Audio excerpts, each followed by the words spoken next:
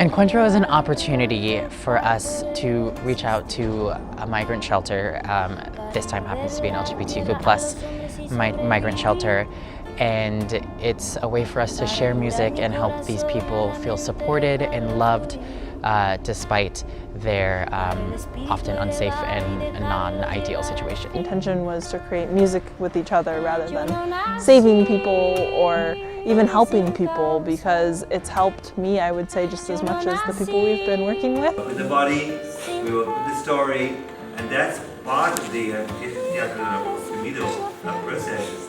Look at the body and see what is happening there. Then you are visible now.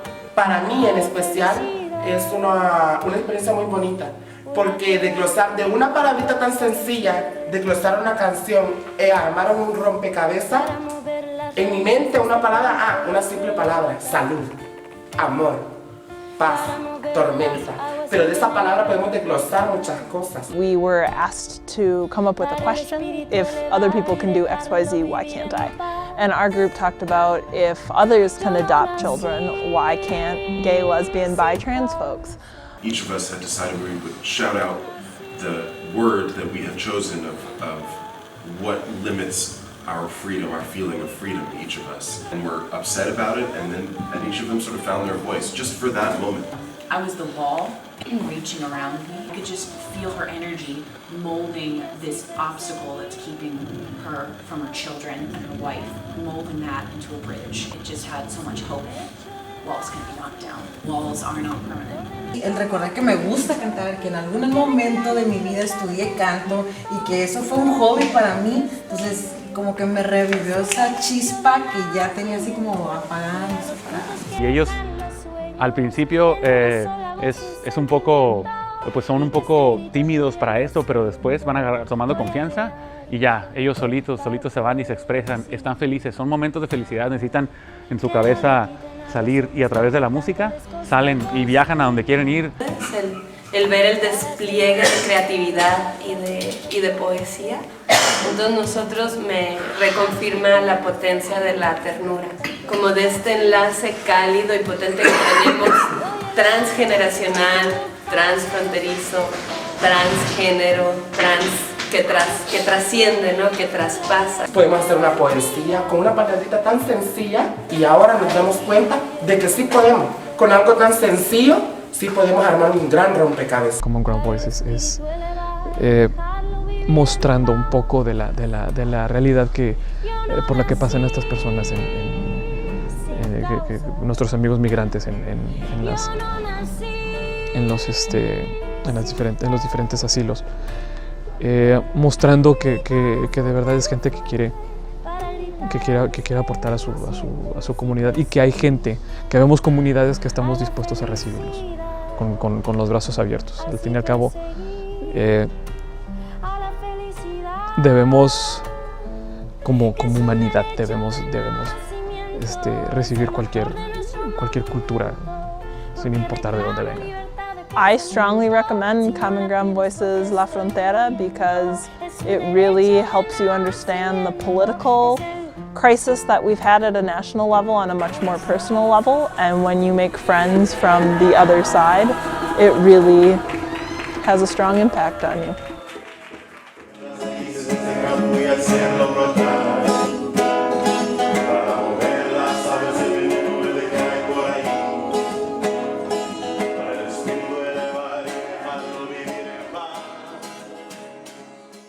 Hello everyone, welcome to this session of Global Migrant Festival. This session is titled Borders and Brutality, Music, Story and Power.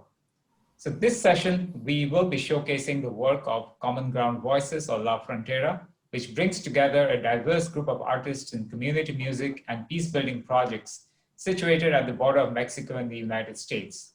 So their signature programs, week-long residencies and two-day encuentros, Common Ground Voices La Frontera considers forced migration, identity, place, belonging, and shared humanity in this politically charged and historically contested region.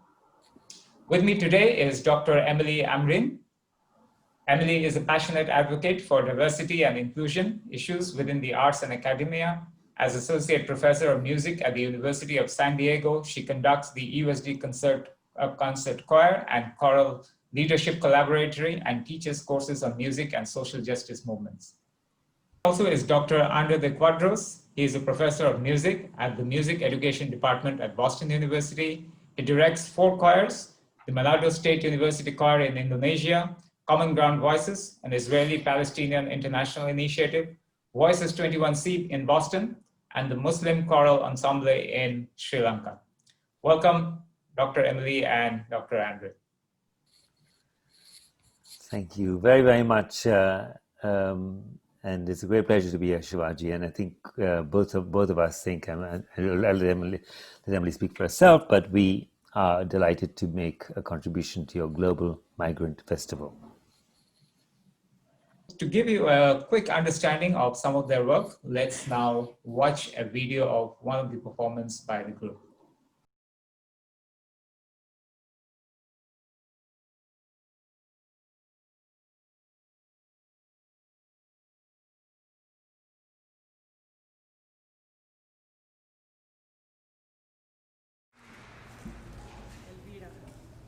Inmigrante indocumentada.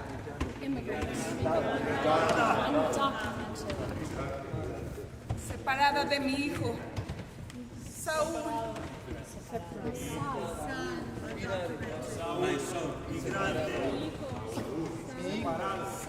Deported.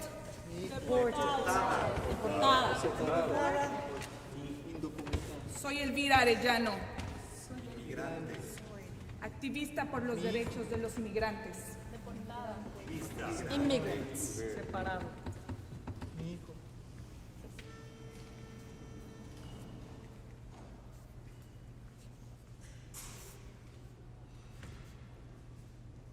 She took his hands. She took his hands. She took his hands. She took his hands. She took his hands. She took his hands. She took his hands. She took his hands. She took his hands. She said to him,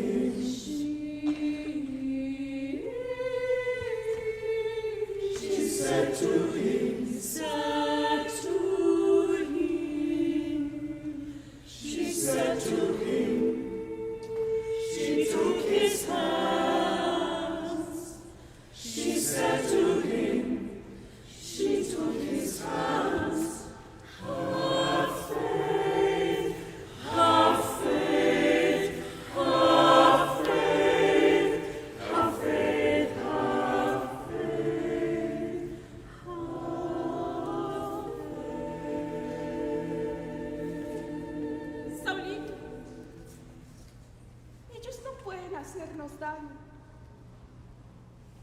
Dios nos protege. Tú solo debes tener fe. Yo estaré bien. Pronto estaré contigo. I will be fine. I will be with you soon. I will be fine. I will be with you soon. I will be fine. I will be with you soon. I will be fine. I will be with you soon. Have faith, have faith, have faith. I will be with you soon. She took his hands, she took his hands. Le tomó sus manos, sus manos, took his hands. Ella tomó sus manos, sus manos, tomó sus manos. His hands, his hands.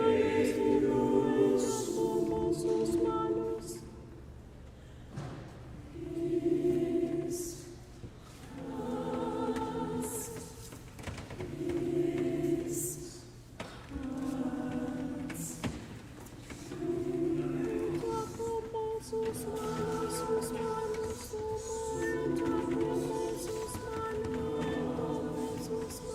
sus manos, sus manos, sus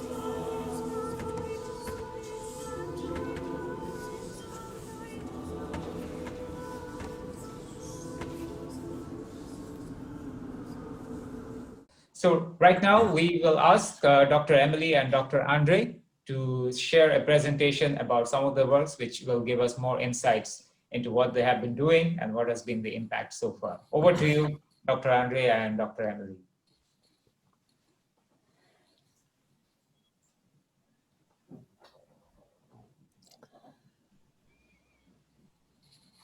Thank you very much, Shivaji, for introducing us and for inviting us to be part of this project. As you can see here, we're speaking about Common Ground Voices La Frontera, which is a project founded by Emilie and me, and really it's Emilie's brainchild. So I always have to remember to acknowledge that, and mindfully so.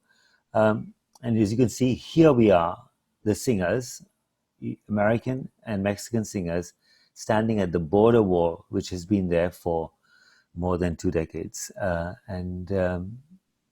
so it's a piece of brutality that takes us right into the heart of how people are being separated. And in this slide, what we wanted to show was something that is particularly significant when we talk about the migrant. If you are a refugee, even a refugee of privilege or not, the fact that with certain passports you can travel so freely. I was born with an Indian passport, and as an Indian passport, I could barely travel. So what our point is here is that colonization, white domination of the global South has created a racialized view of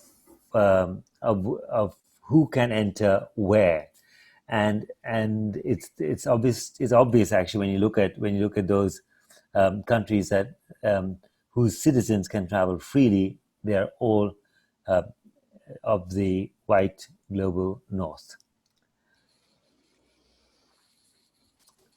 And this takes us to the fundamental aspect of our presentation here, which looks at forced migration, really talking about displacement. People's eyes and imagination have been captured by the terrible crisis of 90 million or so refugees that we see landing in Europe and other places, the consequences of the Syrian civil war, but also the large, massive refugee camps in Darfur and other parts of Africa. Actually, the largest refugee camps are there, and we've almost forgotten about them. But when you think about people who are displaced, who are forced away from their homes, refugees and asylum seekers, millions of them, are only part of this large, big problem. You have internally displaced people. If you look at the world's biggest humanitarian disaster at the moment, it's in Yemen, and they are all within the same country. So they are internally displaced. Generally, we don't count them. So if you think about the scaling back right from the macro level down to the micro level of displacement, and you see people who are displaced in the United States, for example, evicted from their homes because of poverty. Women who escape domestic violence are also forced migrants, effectively refugees from their own homes. In that same way, we think about people who are escaping discrimination on the basis of gender identity, sexual orientation, and so forth. So we look at the broad sweep, and in our work, the work that Emilie and I are so inspired and moved and committed to asking, interrogating, and finding a way forward, it's the way in which our art form can seek to speak to these large-scale problems of displacement, right down to the way in which they occur at the micro levels of our own societies. Here's a classic story. You have you see somebody from Cameroon. We have one of our interlocutors, one of our participants from Cameroon, but not Maryland. And these are the typical journeys: a flight from Africa, from travel overland to Nigeria, a flight to Ecuador because you don't need visas to fly to Ecuador, and then taking this terrible overland journey from Ecuador right through Central America, through the hazardous gang-ridden locations in Central America, right to come to arrive in Mexico, and then once one is in Mexico, going as far north as one can to get to the United States-Mexico border, where these refugees from Africa, from Bangladesh, and from numerous other places of origin have come to seek asylum. And here in this map, you can see refugee and migrant routes right through Mexico, like I just talked about, the two entry points there at the Guatemala border, but then actually going up to various different locations. If you look at the westernmost part of this diagram of the map, you can see California, and then to locations right on the eastern seaboard. So these are the ways in which people seek to travel: on foot, by road, and on this shocking train, which is called La Bestia, a train which people use to travel. You can see them piled on top of that. La Bestia, meaning the beast. We know and have had in our group as participants, people have suffered this terrible journey, frequently getting killed because traveling on top of a train is impossibly hazardous, being victims of sexual violence, starvation, and so forth. And if they're lucky and fortunate, they get a chance to arrive at the US-Mexico border, and then the next job is, as you can see in this diagram, the wall that separates us. Now, the reason our work, Common Voice, is La Frontera meaning the border, is based in California, in San Diego, is because Emilie works at the University of San Diego, and this wall there is where we have located our work. So in 2018, La Bestia was just an example of the way people travel. But there was this starting much earlier than that, but the migrant caravans. And the migrant caravans start in different parts of Central America, in Guatemala or in other countries, Nicaragua, Salvador, and so on, that people start walking, traveling on foot and other means to the border, and you can see here how the migrant caravan is being set upon by authorities, and being victims of very harsh treatment. Here they are. So fleeing, you can see how this landscape in between the United States and Mexico has become a site of exclusion, of brutality. And think, for example, of how it is that for so many people, coming to the United States is a way of reuniting with families. For sometimes families who are separated and are not able to be together as families because of being refused asylum, and things have gotten a little bit worse under the present administration. But as I was reading recently in a law journal in 2016, in the 6 years of the Obama, 6 years in the years of the Obama administration, he deported more. He was responsible for more mass deportations than any other president before or since. So, handing back to you, Emilie, to talk about this border war and this artwork that we see at the border. Over to you. Thank you.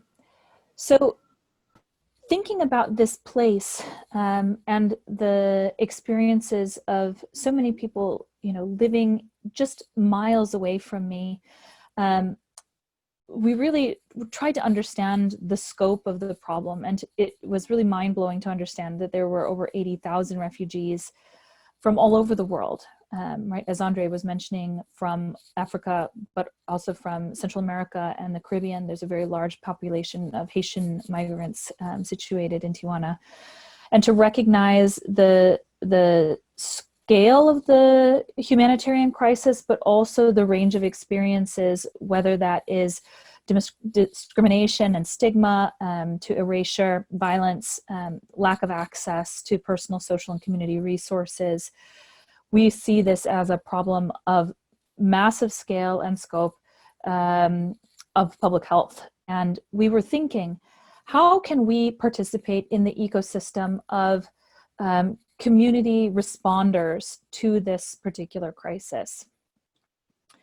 So, we wanted to really understand who is doing the work in this region, and to recognize that we were certainly not the first nor the last to be trying to intervene in a humanitarian capacity to create a space for forced migrants to tell stories and to make meaning out of the experience and to build relationships, right? So you have a map here of the city of Tijuana. You can see the Tijuana River and these various entities all kind of responding to the refugee and forced migration crisis. And the types of organizations doing work here include shelters and also human rights organizations, public institutions, organizations working with children and women, LGBTQ centered organizations, etc. Right? So this is a very complex system, and we wanted to make sure that we were moving in concert with other organizations who were responding to this crisis. So when we were thinking about this, understanding the problem as a public health crisis, we were thinking that the way that we could contribute and what we recognized as a gap in services and programming was on the in the realm of the social determinants of health. This is to say that we believe that artists and all human beings are endowed with this right to express themselves, their common humanity, and in doing so cultivate belonging, empowerment, and wellness. And we see these as contributors to wellness. And so we decided to construct this community project for forced migrants to participate in theater making and music making, centering on the experiences of asylum seekers, deportees, the internally displaced, so that we can make meaning from experience and build solidarity, etc. The building blocks of this program is an approach to music making that is non-hierarchical, that is communal, that allows for kind of joy and playfulness, as well as reflection, considerations of identity, space for storytelling and listening, and of course, the ability to sing our experiences together. We have a variety of activities that we have been working on here at Common Ground Voices La Frontera. And in terms of our direct contact with those experiencing forced migration, we have this blue circle here on the left-hand side of the screen, our Encuentro program.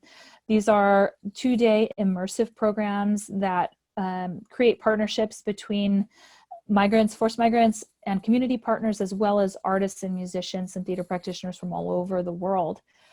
We also offer artistic residencies that allow the teaching artists to reflect on their experience in the encuentros and to interface with the general public in order to bear witness to what we've experienced together.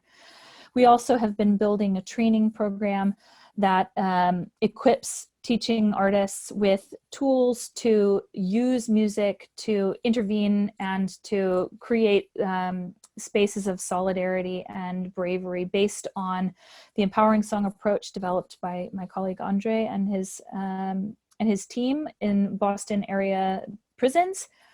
Also using elements of theater of the oppressed and trauma-informed facilitation.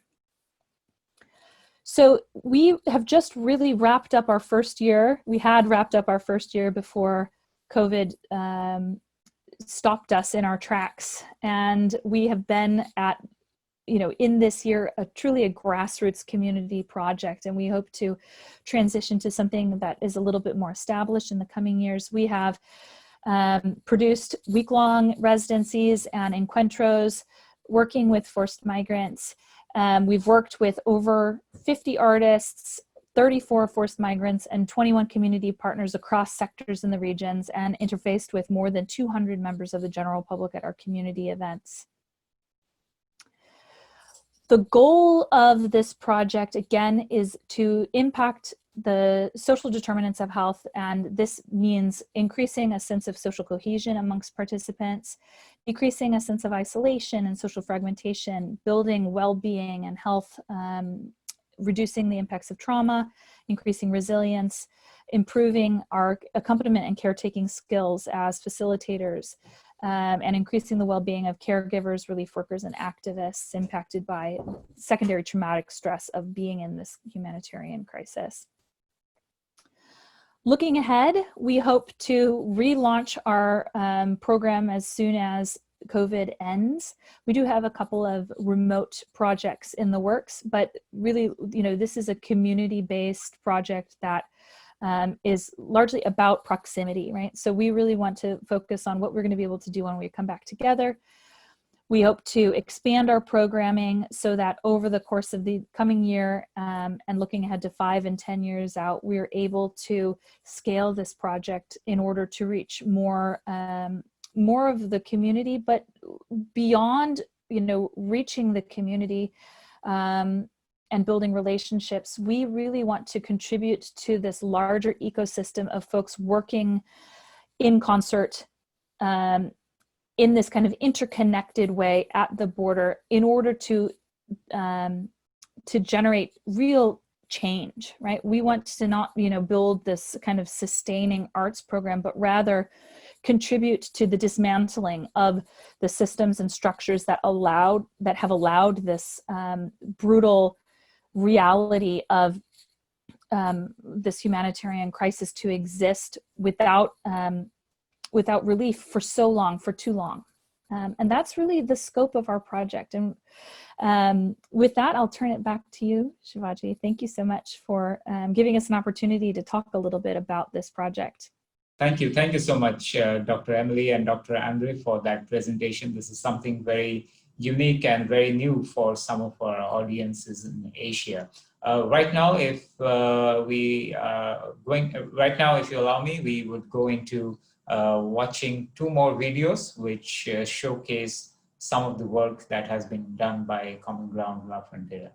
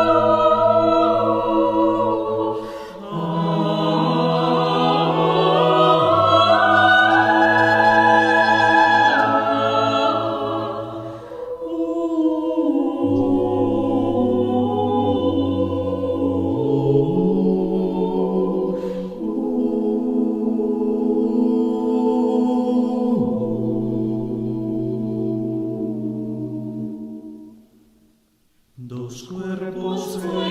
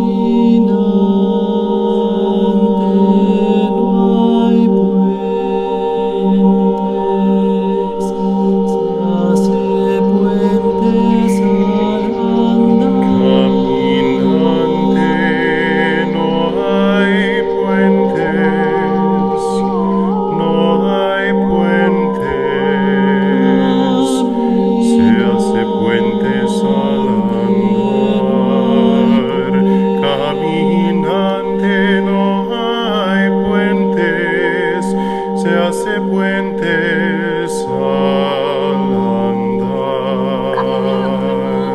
No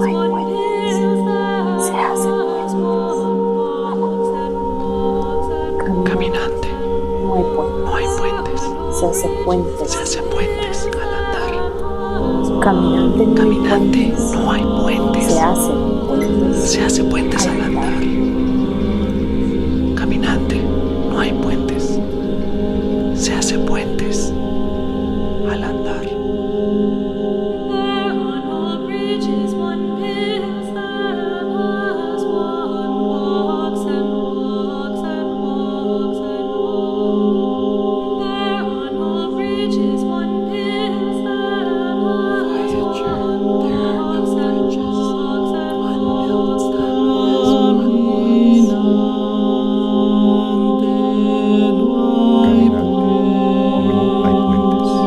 Se hace puentes al andar. Caminante, no hay puentes, se hace puentes al andar.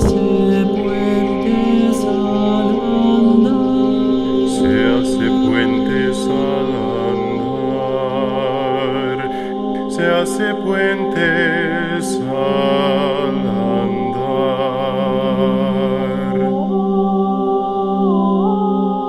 Voyager, there are no bridges. One builds them as one walks.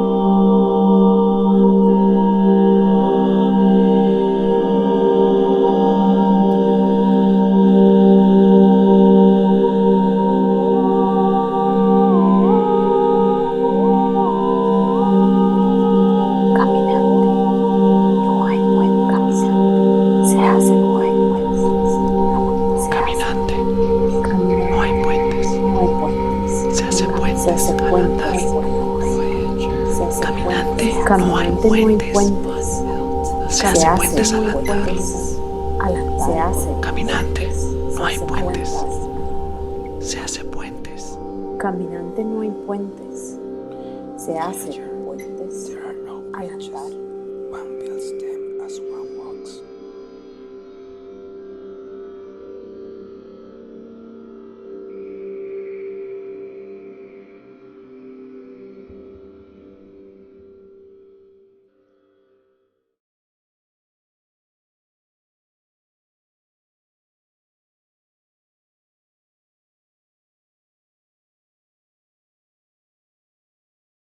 Okay, so thanks again for sharing your work. I have a few questions that I would like to ask you. And first of all, is the composition of these groups that you form, and particularly for the undocumented migrants, how voluntary is it in terms of do they need to have some inclination towards music or theater? So how do you get participation, first of all?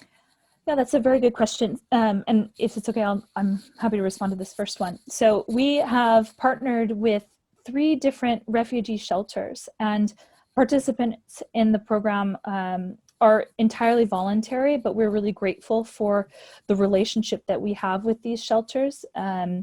So for the most part, we worked in this encuentro program with the residents of the particular shelters, although in all 3 of them, there were also members of the larger migrant community who participated as well.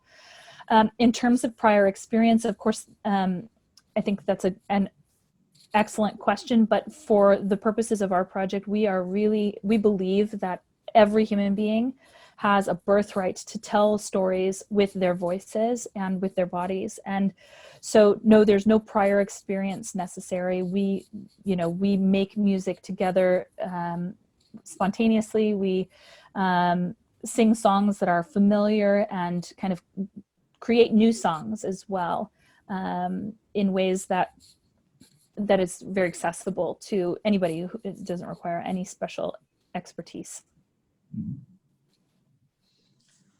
Okay, and also I saw that some of your programs, they put together people from even more marginalized communities within these marginalized communities. For instance, LGBTQ participants. Does that create some tensions within the groups that you're working with? Because even within migrants, you may have biases and you may have some perspective towards these marginalized communities. Andre, why don't you answer that one? We just kind of go back and forth.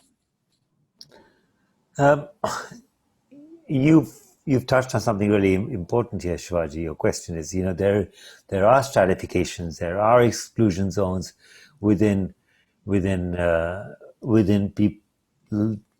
populations that have been dispossessed. If I take the prison population, for example, as a classic case in point, you see how LGBTQ folks are marginalized in the prisons, both by people who are imprisoned and also by staff. So and the fact that they've actually come in probably from extremely, not probably, but indeed from extremely hard and brutal lives, and then to have this on added to that becomes a sharp reminder of how LGBTQ people suffer much more than the average in general cisgender male. So in the migrant refugee asylum seeker population, that's also the case. So I know from personal experience that Muslim migrants don't want to have anything to do with people, LGBTQ refugees, and for that reason, some of the refugees who escaped from Iraq after the fall of Saddam Hussein, and interestingly enough, the time of Saddam Hussein was a time of greater tolerance for LGBTQ folks, and subsequently, after the so-called liberation of Iraq by the Americans, you have less tolerance. So yes, it's problematic, and we haven't gone to the point of understanding what that resistance might be, because when we worked with transgender refugees, we were working with them specifically. But it should be noted, and we want to say this, acknowledge the fact that that protecting them needed the heightened protection that we wouldn't normally see for shelters for straight folks and families. Now, the other very unique aspect that we see in Asia, for instance, when we work with migrant workers or refugees, is that when we try to involve the local communities, the people who often turn up for such activities are the ones who are already quite keen towards integration, towards understanding the other side. So in your experience, when you try to involve the local communities, do you see that you are already only able to reach out to people who already are more open-minded about working with undocumented migrants or asylum seekers, or are you able to break new barriers to your work? I think that's a very astute observation. And here also, I think that we mostly have been able to interface with people who have an openness and tolerance to kind of the identity of Tijuana as a migrant city. Now, Tijuana in particular has a very interesting history, because the very existence of this city has been connected to the history of migration for decades. So even those families who have been in Tijuana for many, many years, many of them were not native to Tijuana. And so there is this kind of shared identity of migration in the city of Tijuana that's different than in a lot of places. And Tijuanans are very proud of that identity. However, I would say that there is a resistance. There has been a big resistance, especially to the migrant caravans that have included especially many indigenous folks and people from Africa and Haiti, the kind of internal racism and colorism in Mexican culture is, you know, quite a strong bias against dark skin. And so, you know, we have not experienced, we have not been able to kind of build bridges with the most resistant parts of the community. And we have to think about that for the future. Like, how can we create spaces for the more polarized parts of our community to come together? Now, the other question that I believe our audience will have is that how could we replicate something like what you're doing in this part of the world or any part of the world? Is there a starter kit? Particularly, I'm wondering about getting participation, what you answered, also overcoming challenges like language or other cultural barriers. For instance, you mentioned about a Nigerian person participating. There are different accents of Spanish or different dialects of Spanish that you may have to deal with. Iraqis, other regions. We have similar situation in this part of the world as well. So how does some organizer who wants to replicate a similar approach as yours, how could they go about doing this here?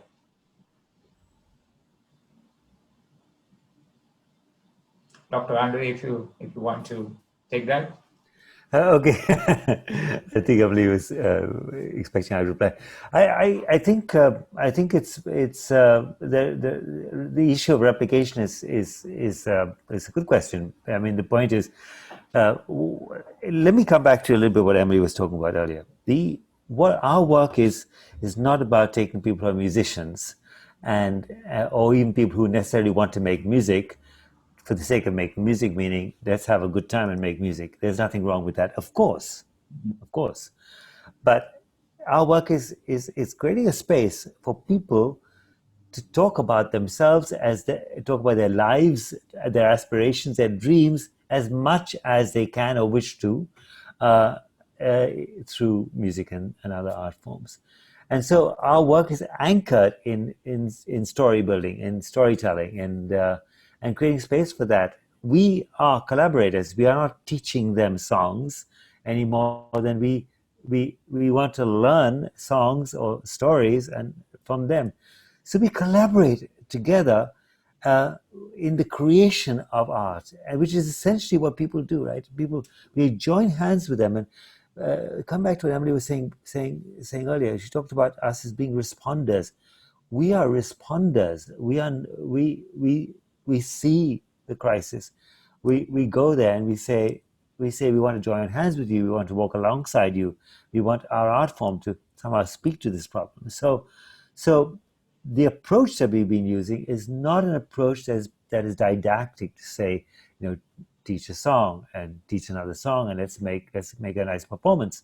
The work that we're talking about here is when we are engaging directly with people who are refugees and asylum seekers, is about specifically creating spaces for them to represent themselves in the ways that they feel appropriate.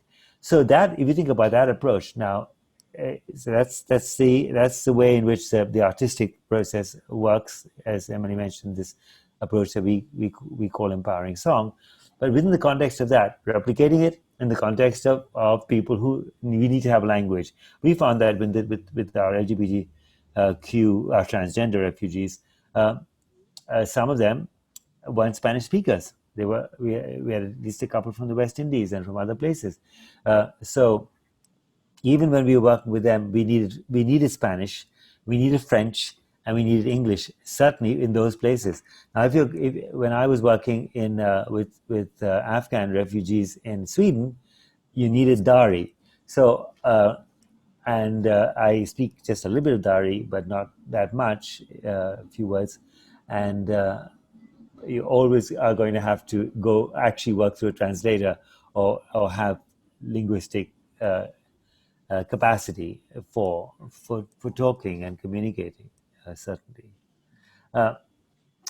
What I think is also important, one of the things that Emilie talked about earlier, is we are we see ourselves as collaborators, as partners. So we're not going in there ever to do something that we say, oh, let's start something. No, we are actually working in partnership with NGOs.